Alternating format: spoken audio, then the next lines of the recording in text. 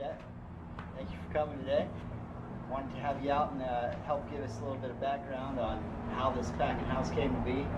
Here we are in 2024, and if memory serves, your family was here in the early 50s. No, wrong there. Well, the packing house came to be in the early 50s. Packing house was built in the very early 50s. Before that, the packing house was over on Commercial, where next to Moon's boarding house, which is now Fern's boarding house. And it caught on fire and burnt down, and my grandfather bought this piece of property. The lumber in here was actually taken off of our land out west of town, where we would clear the land. We'd clear the land, and he actually cured the lighter right out there. It was stacked out what we used to call the fish pond. You remember that? Right. And they would just stack it. He cured it out there. All right, so yeah, we've been working with the lumber here. It's been interesting to work with this old Indian River lighter knot. It's hard as all get out, but it's really pretty once you get it finished. So your father, your grandfather, he milled it all, and that's what he used to. Well, let's back up and start you from. Granddaddy was born in Live Oak. He was the fifth generation Floridian there. So Dad and I'm the sixth. Kevin would be the seventh if that was the case. But he left Jacksonville and came here by way of a train. He had been a trolley operator up there, and they had gone on a strike, and so he was going to see his brother down in Pompano, who was raising beans at the time. And the conductor pretty much told him that they were going to inspect people on the train in Fort Pierce, so they let him off in Quay, which is now Winter Beach. From there, he came over and he found a little piece of land. He says, "I like it here." He bought it. He was a fisherman at first. He fished during the night, slept during the day, and saw the land and started raising tomatoes. Back then, they didn't have tractors. He bought a couple of mules and he started raising the tomatoes in the back of the yard. He brought one of his brothers down here to help him. From the tomato business, the war broke out. Now you gotta understand, they dug the ditches with shovels. They sprayed the tomatoes with a hand spray. They picked them, they packed them, the whole 9 yards. He then built the packing house over on Commerce. And my grandmother actually ran the boarding house. Then he bought a little house over here where the kids grew up, close to Michael Field. There were 3 boys and 4 girls. Edward died during the war. He was shot down in the English Channel, and my Uncle Roy was in the Air Force, and my dad was in the Navy. So when they came back, Granddaddy was raising tomatoes, and he didn't even have a tractor. He had mules, and I can remember Scott and I getting our ass kicked because we were throwing rocks at the mules. Okay, he did not like us doing that at all. At that point in time, when I was a kid, there were actually Seminoles that were raised working on our farm and living there. And they actually built their chiquis down there, and they would build chiquis for us wherever we would go farm. In 1947, they bought their first tractor. My grandfather told them that he would never, ever get on that tractor. He would walk in rather than ride it on the tractor. He loved those mules something fierce.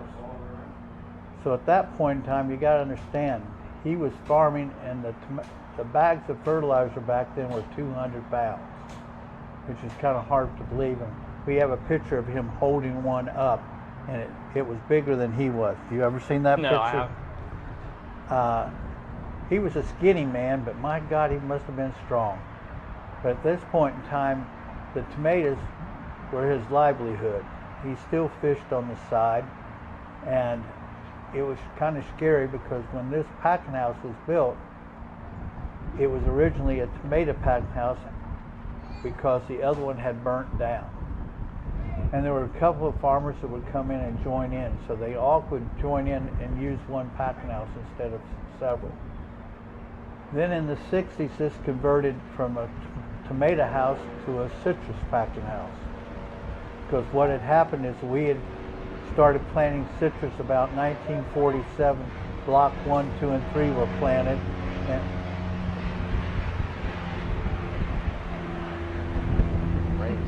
Yeah, a little everything. raining too. They bedded the citrus in block 1, 2, and 3 with a tractor. They didn't do it with graders or anything like that. And the trees that were planted on 1, 2, and 3 were produced by my grandmother. She had actually put trees in the backyard over here behind McCann's, actually Michael Field.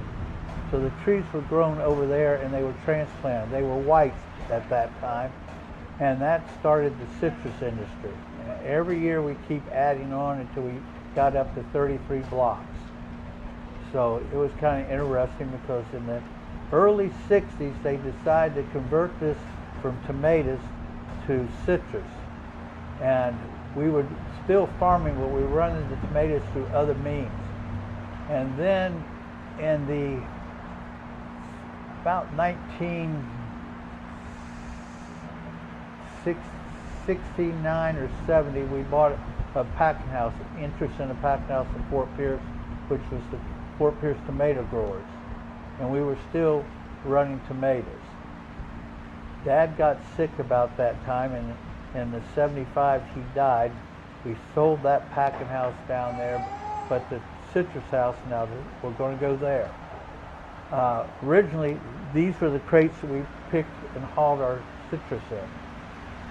That box right there would weigh about 80 pounds if it was grapefruit, and about close to 90 to 100 pounds if it was oranges. So you would pick a setting out there and you'd load them in and you'd bring them in and you would truck them off and you would sit them here, and the guy would get paid so much to bring the box back in. Then we would take the citrus and the box and run it through the machine, and then we would put it at the other end and we would take the cartons off. But you have to understand that we did not have the cartons like they do today. Originally there were a lot of wood cartons, and we actually tacked them and you sealed it there. And the room upstairs was just full of nothing but label after label after label. Everybody wanted to have a different label. The grower wanted a different label.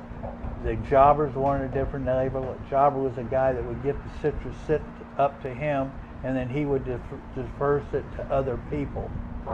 And it was kind of interesting because the packing house was known for quality. We had the blue ribbon, and if you wanted to get my grandfather mad, you put something of ours in another label besides the blue label, and he'd go crazy. But it was kind of interesting because as a kid, we spent a lot of times here. Where the old coloring rooms were, there were just giant boxes. When we were kids, there were tomato boxes. There were about 6,000 of them. And we would build forts in them, the whole 9 yards. And Ed Pierce became our bookkeeper around 1963, 62. And his kids would grow up here, and Ed's kids found the bones back here for all the ancient stuff, which is kind of interesting because they're still here in town. You probably know them or have interviewed them. But we used to build the forts here, and it was kind of crazy, and we had a big boiler over here that produced our steam. And if you did something wrong, my dad would say, okay, you caught me skipping one time, and in the middle of the summer I had to clean that boiler. I have never forgotten that as long as I can live. But it was kind of unusual because we would raise tomatoes, then we would raise watermelons, then we would raise squash, zucchini, we would raise all kinds, and then if we weren't doing that, we had cattle that were on the pasture. And if you wanted to make us mad, you'd tell us that we were going to have to go do the cattle. So this packing house means a lot to us. It has a lot of history. Each of the sons, my grandfather had, like I said, Cola came and he had been a mechanic. He came back to run the packing house. Jimmy had been in the Army and he'd been doing the books for the Army. He came back to run the books. Felder had been a telegraph operator. He came back to keep the records straight from the field. Roy came back and he was the harvesting guy, and to be honest, Dad was just a ramrod. He was the mean one. Always heard that. He was the one that everybody feared. There's no doubt about that, because I'd seen him lift so much stuff, it was just incredible. But everyone had a job to do, and each of them did their job. Came in 49, the blue, that's what I want to say Cal was telling me. Well, I was a baby then, so I really don't know. Okay. I do know that there was a hurricane hit here around 49, because I can remember we were living in McCann's Park, and I was running from window to window and watched the truck being pushed down into the Rice's house, which was Rice's Laundry was up here across. Liburn's was sitting there, but in 1952 there was almost nothing here. Actually, this town was really tiny, small. He built this because they got a railroad spur over here, and the railroad spur was put here so that we could get the tomatoes to market. And they would come in at night, and the first thing they would do is they would drop the empty ones off here, they pull forward, back up, hook up to the ones that we had loaded that night, pull forward again, go back and get the empties, pull forward, drop off the ones that were going to load the next time. Then they would go to the next house and do that all night long. So that's the reason why the hospital was built over on this side, because the trains, if they were living over here, they couldn't get to the hospital. So it's kind of interesting. The hurricane came about, I'm sure. Granddaddy made his big fortune because of hurricanes. He had the only tomatoes that actually existed, and he was getting $18 a box back then, according to David. It's big back then, for sure. That was big money. But at the same time, the citrus house started taking place, and we started packing fruit for other people. And in 1952, we probably didn't have enough to run but about a month and a half. And Kevin can probably tell you, but we started running fruit basically in August, and we would run it all the way up until probably March and April. But W.C. Graves' packing house was across the street, and he wouldn't start packing until basically end of February, and he'd run all summer. That's what I remember. He would run the Ruskins and make a fortune off the Ruskins. And it's kind of strange because he probably took the least care of any grove you've ever seen, you know. Now, that's another story in itself. That's why I had those. Okay? The thing about it was, I remember loading 55 loads of watermelons right out there in the parking lot, and Dad said, "Can you get the labor?" I said, "Yeah, I can get the labor. The question is, how much we going to pay him?" He said, "We're going to pay him a lot." I think we paid him at $2.25 an hour. I think that was big money back then, and some of them got $3, but the men would cut the watermelons all day long, stand them up, and then when the kids got out of school, we would start loading them, and we would load those trailers, semis, all up until as dark as it could be. But that was kind of interesting. But the difference between the citrus and the tomatoes is the tomatoes had to be packed that day. They had to leave and get on their way. Back then, we put them in the railroad cars, and they went to all over the country. But then when we started doing them by semi, we could actually gas them, and it made a big difference. Now, getting back to the packing house, the gassing came about because that's how we greened the fruit. Fruit would come in green, and we would ripen it with the gassing house. So we started adding things as we went along. You can probably tell a little more about that. We used to degreen right up till, from the start of the season till about New Year, and then it became, as greening disease came, we almost degreened till the end of the season, which was a difficult adjustment. Explain Yeah, how does what that that is, process work? because a lot of people don't know. When you say gas, they're going to think something bad.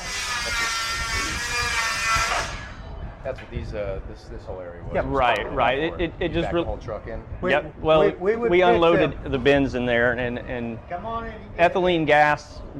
Hey, what's up, man? Interrupting your video, aren't I? All right. What's up? How are Came you? by to say hi. Ethylene is a natural gas that's in the peel of a lot of produce, and for instance, bananas, how they turn yellow very quickly. Grapefruit is not like that. Grapefruit and oranges, they need more time. So by putting ethylene gas in there, it speeded up the process, and that's just a natural part of packing the fruit prior to packing. When you start picking at the start of the season, your fruit is green. And Granddaddy would say that he would not let us start picking until one of them would eat three. It sounds like a dentist. He wouldn't let us start picking until one of us would, or one of the boys would eat 3 of the grapefruit, because back then it was tart. A lot of people were sending it fruit to get the big money, but he didn't want to ruin the taste. So when we started picking, they would bring them in and they would put them in here. Now these we never used to green.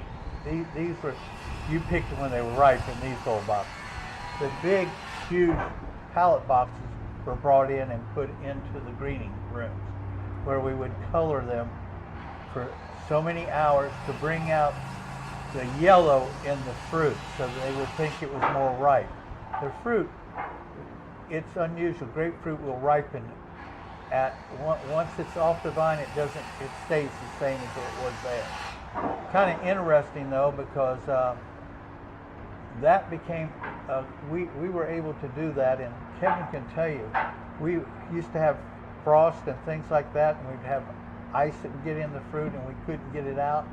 So we actually put some new equipment in here that could tell us when the fruit weighed wrong, and it would kick it out. Right. That was one of the aspects of the sizer. It not only sized the fruit, it also weighed it, and the fruit that was freeze damaged could be kicked out, and we could continue running as normal. We'd still have to cut fruit and check behind it, but it was a lot of the sizer did the work for us.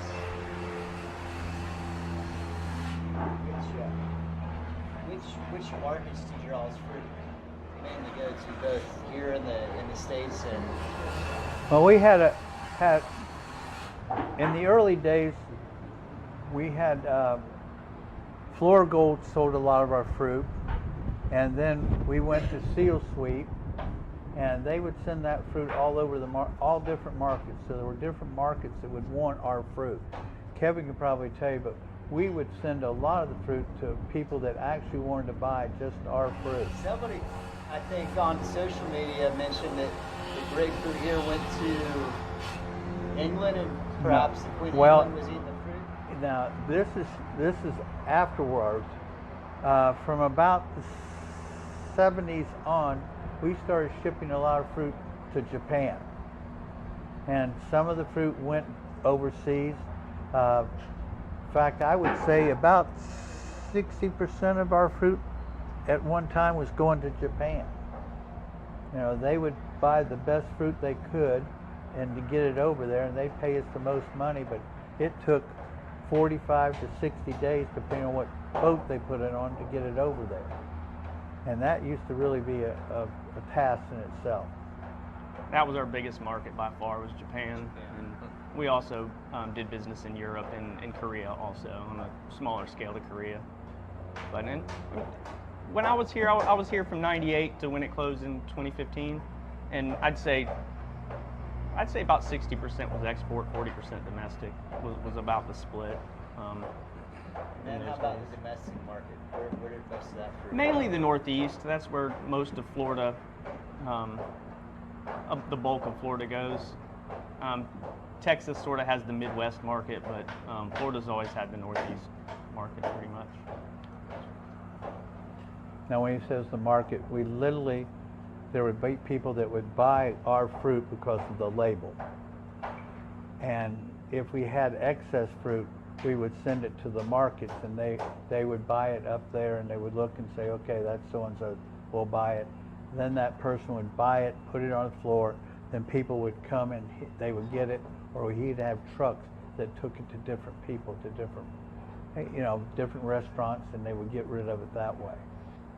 And in 1977, January the 19th, it snowed here in Florida. And we lost a lot of the citrus was lost, a lot of the tomato crops were lost. It was an interesting feat, no doubt. My dad getting to see that, and you probably don't even remember that, I was pretty young. I was 2, but I was told about it, but oh yeah, don't we remember. We were able to make a snowball. It was a different time from then on. Yeah. I remember when I moved here in summer of '89, and that winter was pretty brutal, I believe, as well. That We was just a came bad from Boston, one. and we moved to Florida, and it was like 30, below freezing. I had a question just about the more historical element of Vero Beach in general, Orchid Island. Why is this such a, I guess, a premium fruit area versus others? Is how I understand it. I'm not really in the citrus industry, but Stop, let's do that. is it all? Yeah, I mean, All right, you got to understand, in the center of the part of the state, they're up elevated. The roots can go deeper. At that point in time, they can put more fruit on, so they turn to oranges. Over here, our water level was really high. And our soil, back in the old days, when we started tearing our property apart, we went to the hammock land first, and that's where we started farming. And what happened is that they didn't have to add a lot of nutrition to it. So the Orchid Island over there was fine, because basically they could get a thinner fruit skin over there because of the salt content. Well, Granddaddy over here, we wanted to have a better quality fruit taste-wise than theirs, so we went for that. Our fruit was not as thin skinned, but it carried well. It really did. So the biggest difference was the soil content. When we started getting over here, we had to worry about water. We had to worry about nutrition. We would test the soil constantly. We'd be fertilizing. You'd be spraying all the time to get rid of everything that could bother them. So it got to be a real problem, because we got up to about 62,000 acres of citrus in this county. That's about how many were here when I left high school. So we probably, with all the people that put the fruit here, we probably took care of about 2,700 acres of fruit. And if somebody else was running, we would pick up other people's fruit every once in a while and do it. we did. Outside growers, certainly in the last years, became a much bigger. We got a chance to work with some really good outside growers, like the Beckers, the Glenn Barnes, Billy Birch, Lambeths, the Scotts. A lot of good growers, and we were very fortunate to be able to pack their fruit. We used to run all of Turk's fruit too, and Turk is the one that sold. Yeah, I almost counted him as in the family. In the Yeah, family, you're right. yeah. I mean, he was a big grower for us. Big grower, and he's the one that sold the land to Johns Island. So Turk's Cap label, this I thought I'd have a quick, because that's one of your labels is Turk's Cap, is that correct? Or is that I think it's a different spelling. T-U-R-K? Right. He had a Turk that we dealt with had an E in there, Tuerk. Okay. So yeah, that's a little different. There's a Turk's Cap label, and I just wonder why. Because it's very. Yeah, that one I don't know. I don't know the history on that one either. But it was a pretty well-known label, from what I understand. If you knew any of that history, I'd like to know. The label history is, I mean, That's a whole different story. Well, I've written 2 books on them, so I'm always looking for that information. Well, I have all the tomato labels, except for Blue Ribbon, And I have all the citrus labels except for Blue Ribbon. Out of the millions of cartons we ever put out, I don't think any of us ever saved a Blue Ribbon. I don't know of label. one. You know, and if that showed up, I'd buy it in a heartbeat. Right. And that was our prominent domestic label for sure. We also use it on the export side in some markets. And it was his label that he had put in the tomatoes. My grandfather loved the tomatoes, and my father loved both the citrus and the tomatoes. But it was really strange because it became so apparent that we had to have the groves to run the packing house. We had to have the packing house to take care of the groves. So it was a catch-22. And the labor that we used in the groves, we could use them in the citrus and in the tomato business. And about twice a year, we'd have to work the cattle, and that was a miserable week. I hated to work the cattle. Just didn't like it.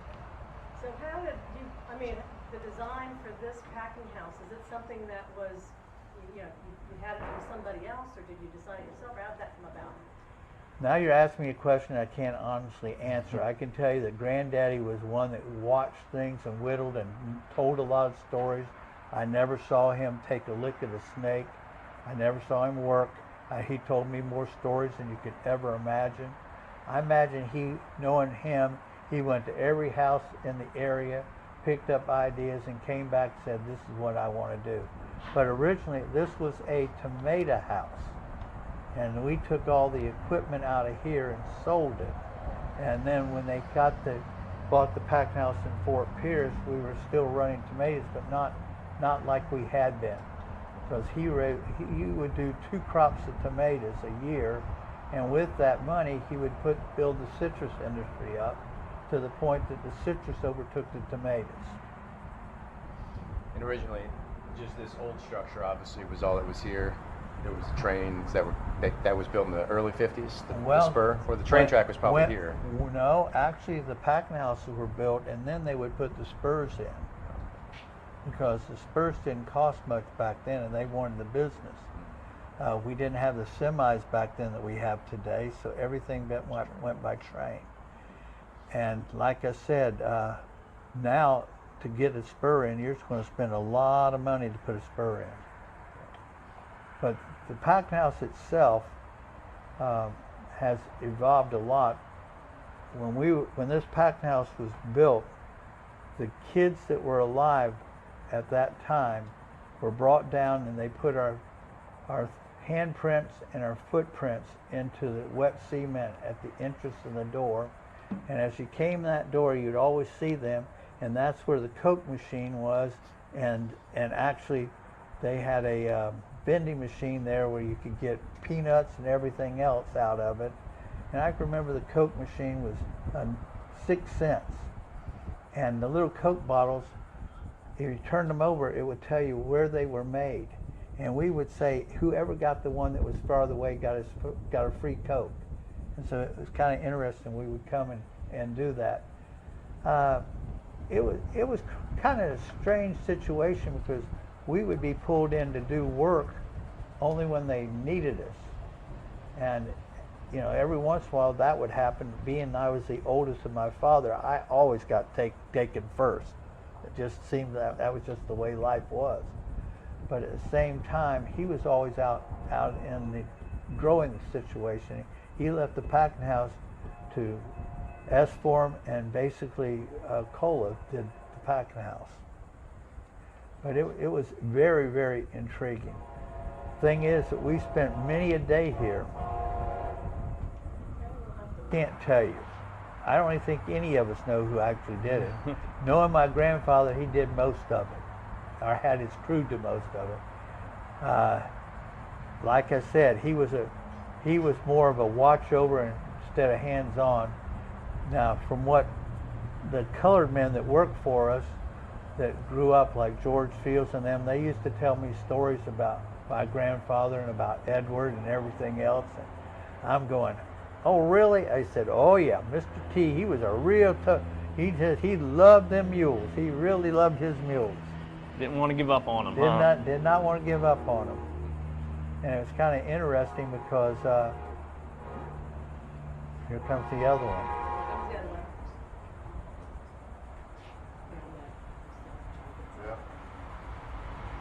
Brenda, are you going to be at this?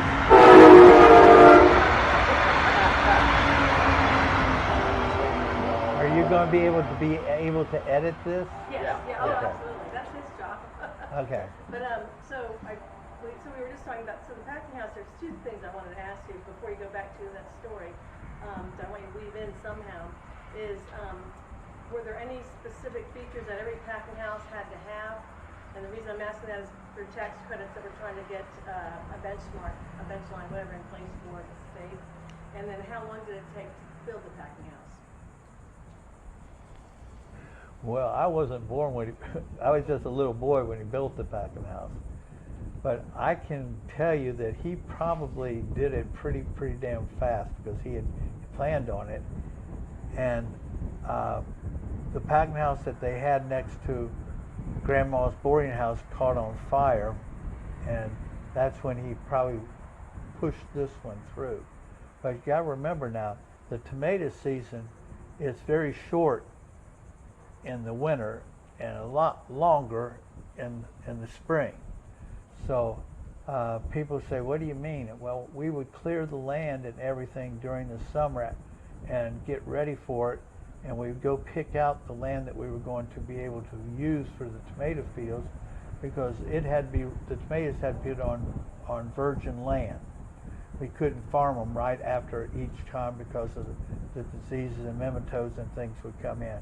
So we had arrangements with people that had land out there that we would clear it, put down wells, and take care of it and put it back into pasture. So we were always moving, and we had pretty much farmed all of our land, and we were putting it into citrus, and it was a real operation. Now, as far as the packing house being built, I would say he probably did this over a period of about a year. And I imagine, not knowing any better, that he probably still was farming, because he was using mules basically when this was still being done for certain crops, but they had gone to tractors, they'd gone to the big MVs. And it was interesting because you would set the tomato crop up completely different than a citrus crop. Citrus crops we had either on single beds, double beds, or three rows to the bed, and then there were guys that tried to do hedge farming with the citrus crop, and that didn't work out at all because they blocked each other out. In fact, I remember one famous guy doing that. And then I remember the guy telling me that he was going to take care of the varmints in his grove by putting tobacco stalks down, and I kind of laughed at that one too. Never heard that one. And that was Art Cars. Oh, okay. Okay. Anyhow, it was interesting, but I didn't know anything better. I just followed my dad because I was the oldest, and whatever he did, that's what I did. If he let me play that day, I would play. If I could, we would build on the box farm. We would do everything we could, and we could do anything we wanted as long as we didn't get hurt. I'd hate to think how many stitches I got by the time I was 13, because I was a rambunctious child, no doubt about it. And I didn't sleep a lot, still don't, so that made a big difference. This packing house itself got to be very, very famous because our fruit, the chaps really wanted our fruit. In fact, when D&E came, they put us as their premier packing house. You remember that? Yeah, I do. And it was always, your label was always very important. Your reputation of your label in whatever market was very important. I mean, if you had a good reputation, you got a leg up on the business. And if you didn't have such a good reputation, it was an uphill climb to change it. Who were some of the original packers that you guys have? That your grandfather would have been, vying against to start out? Well, at one time there were 32 packing houses in this county, in the Tri-County area. So, and we were one of the late Johnny-come-latelys, really, because some of those started packing as early as in the 20s, and those packing houses are really, and they were fierce. Now, the Oslo packing house was owned by the Sextons, and surprising enough, the Sextons all married the Graveses, and my mother was a Graves. So it's kind of interesting. So yeah, it was different, totally different. It was nothing for my dad to come over and say, well, let me back this up. We used to have little scattered groves all around town, and nobody wanted to pick them. They'd be 4 and 5 acres and whatever, that people had built a house there, and there's still groves there. And Dad says, we got a lot of those. You get a crew together, and you can pick those groves after school. I said, oh, really? So for about 6 years, that's what we did. My crew of 5, we would go clean these little groves up, load them on, bring them in, put them in here. They'd count the boxes, they'd cut us a check, and we'd break the money up. I'll never forget Good job there. Dad would come and say, cost of doing business, give me some money. No. He was always doing that. To answer your question on components of the packing house that may or may not have made these houses unique, I've heard stories about a sizer meant to separate the various different sizes of fruit that was supposedly designed here locally, and it's called the Perkins sizer. And if you go to Shack Groves, they still operate a Perkins Yes, sizer. they do. And it's real. I think it might be the only one that's still running that I'm aware of. Quincy at Groves, we had that one. We have it now. But Exactly. Yeah. So I'm wondering if maybe, and they're accessible. They're not made anymore, but you can still get your hands on them. Maybe that could be one of the components that's built in. I'm curious, yeah. So the layout, obviously, it's always a lot of square feet. You look at Oslo, you look at Graves, they're just these big, tall, pretty tall. So I mean, you have air conditioning, right? So I guess is that part of the design where you need to have some flow going? All right, through? I mean, certainly in the summer. let's try to get that for you. We didn't have air conditioning. We did have fans, and the doors that were over here were so that you could get the fruit on into the box cars. Okay. The trucks themselves would bring the boxes in from this side. We would put them over here, and this right here was where we used to bring the materials in to put into the box loft and anything we needed. Right, that Okay, hole right up right there there. was Just where so- we fed so the boxes, material. the So- labels, all that was done upstairs. So that was all done upstairs. And the field crates, we used to have a guy that all he did all summer long was build us field crates, and any that got damaged, he would rework those. His name was Shine. He was a heck of a guy. There was no doubt about that. The nice part about that is once the fruit got here, then we got to the point that we had to have more room on the other end because people were ordering more, so we put another, actually it's a deck out there, isn't it? Right, dock, loading dock we out put there. the dock out there, and you basically started putting it out there and putting in sizes so that if somebody wanted a certain size that you could go out there and get it. Okay. So everything went from a lot of manual to a lot of forklifts and things like that made life a lot easier. In the old days, they still filled the cartons, send it down, and you stacked them, and then they would take them and stack those on there and bring them in and truck them onto the in. So it was kind of interesting how it converted at that time. But always mostly wholesale, right? Was there ever retail at packing houses, or could you drive up back in the day? And Only time I can ever think that we'd have retail is when we would have tomatoes in the house, and we'd have some that were getting bad, and at that point we'd go to Cousin Bud and we'd advertise on the radio that we had boxes of tomatoes out here, and that people would run and buy a whole box of tomatoes. Occasionally there would be people that come and say, I want a carton or this or that, but no, we didn't do it Mostly, local. There's Gotcha. just no way. Yeah. Now a lot of the boys tried that, but Hales did the best job there probably in the long haul, and along with probably Bab Hudson did pretty good job Yeah, there. poinsettia for sure.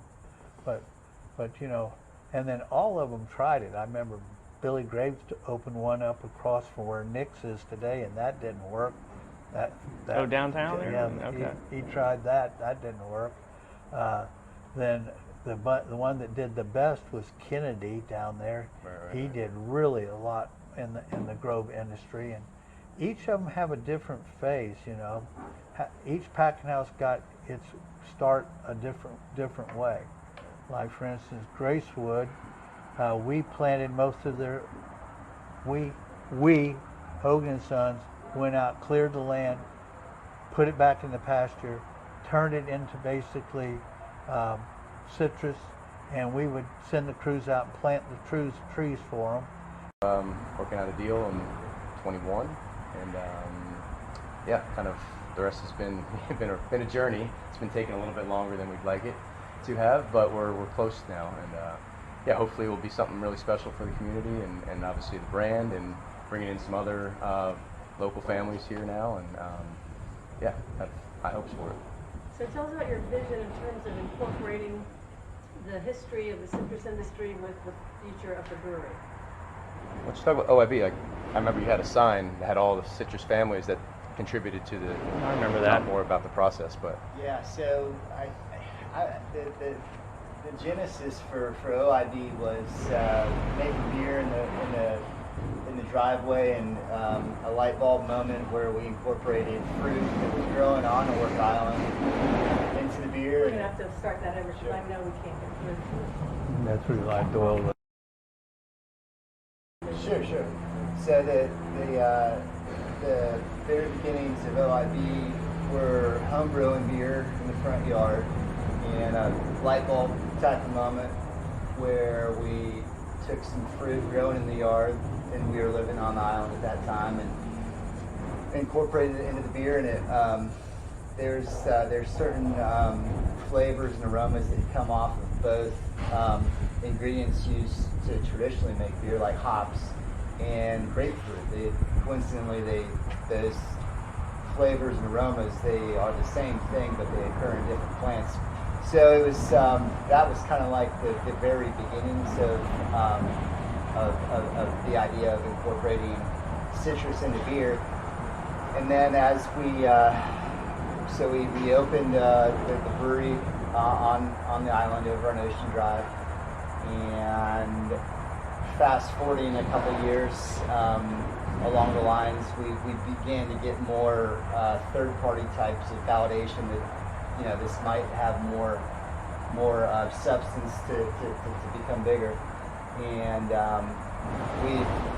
Val and I, we've been maintaining a conversation with the Coors for over 10 years now, and so it's been a really good kind of shoe fit with fitting OIB into this facility because of the long heritage and legacy that the Hogans leave behind. We're kind of taking the baton and carrying it forward with some of the operations that we're going to be doing here.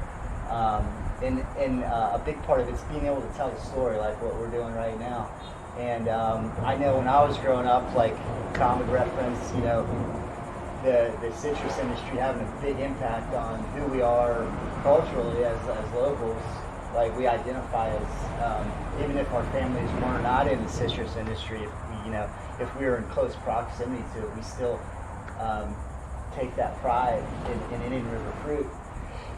And that's a lot of the energy going into this, is being able to carry that story on to the next generations as the citrus industry is declining. It's becoming increasingly more important that we're able to tell these stories to the future generations. And this is a great beer is a conduit for bringing people together to have conversations and